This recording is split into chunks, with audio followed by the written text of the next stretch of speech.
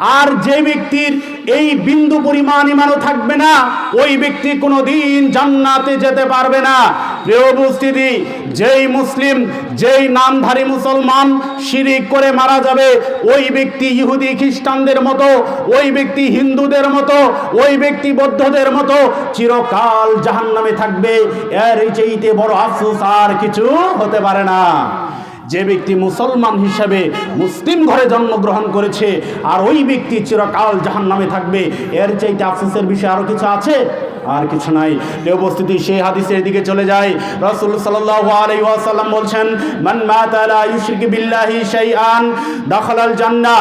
যে ব্যক্তি আল্লাহর সাথে কোনো কিছুকে শরীক করবে না আর সে ওই অবস্থায় মারা যাবে, ওই অবস্থায় এই দুনিয়া থেকে বিদায় হয়ে যাবে, আল্লাহ রাসূল বলছেন ওই ব্যক্তি দাখালাল জান্নাহ, ওই ব্যক্তি জান্নাতে প্রবেশ করবে, ওই ব্যক্তি জান্নাতে যাবে।